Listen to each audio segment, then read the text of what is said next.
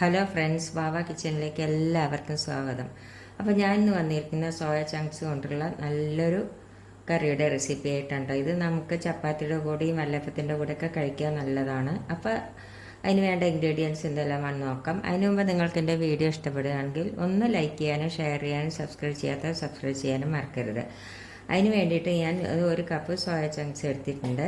പിന്നെ അതിലേക്ക് വേണ്ടത് ഒരു സവോള അരിഞ്ഞെടുത്ത്, ഒരു വലിയ സവാള, ഒരു ചെറിയ സവാളയും കൂടി ചെറുതാക്കി അരിഞ്ഞെടുത്തിട്ടുണ്ട്. അതേമാതിരി അരിഞ്ഞെടുത്തിട്ടുണ്ട്.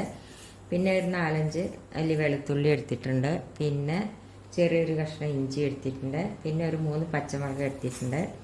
പിന്നെ അതിലേക്ക് 2 തക്കാളി എടുത്തിട്ടുണ്ട്. ചെറിയൊരു ഉരുളക്കിഴങ്ങ് എടുത്തിട്ടുണ്ട്. അത് നിങ്ങൾക്ക് ഇഷ്ടമുണ്ടെങ്കിൽ ചേർത്താൽ മതി. പിന്നെ കരിവേപ്പിൻ്റെ ഇല വേണം. പിന്നെ പൊടികൾ, മുളക് പൊടി നമ്മുടെ എരിവിനനുസരിച്ച്, പിന്നെ മഞ്ഞൾപ്പൊടി ഒരു 1/4 സ്പൂണ്, ഉപ്പ് ആവശ്യത്തിന്, പിന്നെ ഗരം മസാലപ്പൊടി ഒരു ടീസ്പൂണ്, ഒരു 1/2 ടീസ്പൂൺ എടുത്തിട്ടുള്ളൂ കേട്ടോ. പിന്നെ 2 ടീസ്പൂണ് മല്ലിപ്പൊടി എടുത്തിട്ടുണ്ട്. പിന്നെ മുളക് പൊടി എടുത്തിട്ടുണ്ട്. പിന്നെ ഒരു ലേശം കുരുമുളക് പൊടി എടുത്തിട്ടുണ്ട്. ഇത്ര സാധനമാണ് നമ്മുടെ ഈ സോയ ചങ്ക്സ് കറി ഉണ്ടാക്കാനായിട്ട് വേണ്ടത്. ഇത് ഞാൻ കുക്കറിലാണ് കേട്ടോ വെക്കേണ്ടത്. ഇത് പെട്ടെന്ന് ഉണ്ടാക്കിയെടുക്കും ചെയ്യാം. അപ്പോൾ നമുക്കത് എങ്ങനെയാണോ ഉണ്ടാക്കുന്നതെന്ന് നോക്കാം.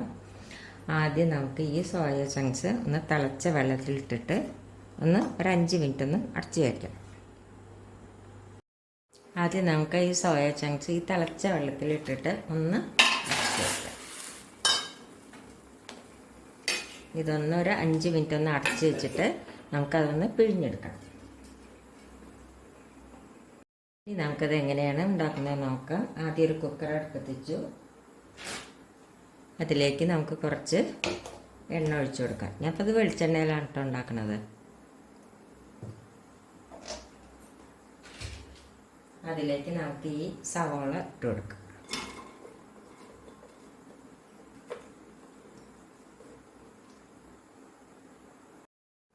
സവാള ഇട്ട് കൊടുത്തു. അതിലേക്ക് നമുക്ക് ഈ വെളുത്തുള്ളി, ഇഞ്ചിയും പച്ചമുളകും കൂടി ചെറുതായി അരിഞ്ഞതും കൂടി ഒന്ന് ഇട്ട് കൊടുക്കാം.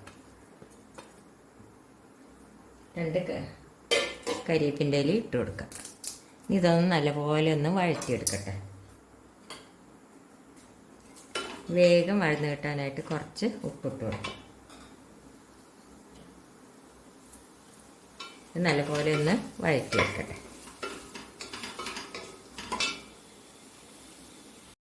അപ്പോൾ സവാള ഒരുവിധം വഴന്ന് കഴിഞ്ഞ് അതിലേക്ക് നമുക്ക് ഈ പൊടികളൊക്കെ ഇട്ട് കൊടുക്കാം. മുളക് പൊടി, മല്ലിപ്പൊടി, ഗരം മസാലപ്പൊടി, മഞ്ഞൾപ്പൊടി, കുരുമുളക് പൊടി. ഇതൊന്ന് നമുക്ക് ഒന്നും കൂടി ഒന്ന് നല്ലപോലെ വഴറ്റാം. പൊടികളെല്ലാം വഴന്ന് കഴിഞ്ഞ് ഇതിലേക്ക് നമുക്ക് ഈ തക്കാളി ഇട്ട് കൊടുക്കാം. തക്കാളി ഇട്ടിട്ട് നല്ലപോലെ ഒന്ന് വഴറ്റിയെടുക്കട്ടെ. അപ്പോൾ തക്കാളി നല്ലപോലെ ഒരുവിധം വഴന്ന് കഴിഞ്ഞ് ഇനി എന്താ നമ്മൾ ചെയ്യേണ്ടത് വെച്ചാൽ ഇതിലേക്ക് നമുക്ക് കുറച്ച് വെള്ളം ഒഴിച്ച് കൊടുക്കാം.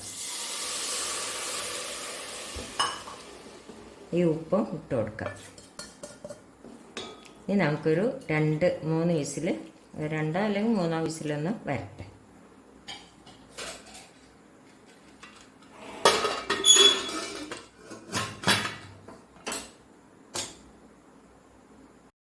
ഇപ്പോൾ ഒരു 4 വിസിൽ വന്നു കേട്ടോ. വിസിൽ വന്നതിന് നമുക്കിതൊന്ന് തുറന്ന് നോക്കാം.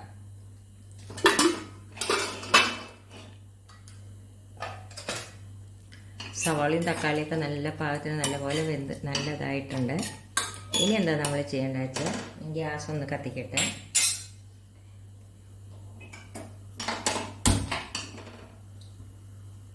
ഇതിലേക്ക് നമുക്ക് ഈ സോയ ചങ്ക്സ് ഇട്ട് കൊടുക്കാം.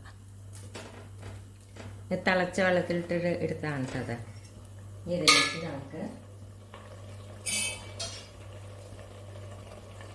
ഇപ്പോൾ ഉരുളക്കിഴങ്ങ് ഇട്ടിട്ട് ഒരു 2 വിസിൽ വന്ന് നമുക്കിതൊന്ന് തുറന്ന് നോക്കാം. ഉരുളക്കിഴങ്ങ് സോയ ചങ്ക്സ് ഇട്ടിട്ട് കേട്ടോ.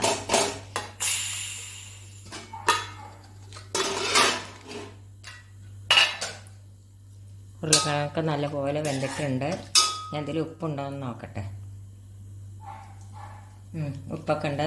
കുറച്ചും കൂടി ഉപ്പിടാൻ നോക്കട്ടെ.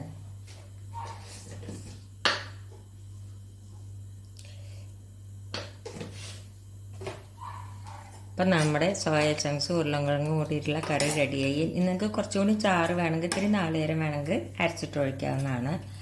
അല്ല ഇത്രയാണെങ്കിൽ നല്ല ടേസ്റ്റാണ്. അപ്പം ഇനി നമുക്കത് ഒരു സെർവിങ് പ്ലേറ്റിലേക്ക് മാറ്റാം. അപ്പോൾ എല്ലാവരും ഇതൊന്ന് ഉണ്ടാക്കി നോക്കുക. ഇഷ്ടപ്പെടുകയാണെങ്കിൽ ഒന്ന് ലൈക്ക് ചെയ്യാനും ഷെയർ ചെയ്യാനും സബ്സ്ക്രൈബ് ചെയ്യാനും മറക്കരുത്. താങ്ക്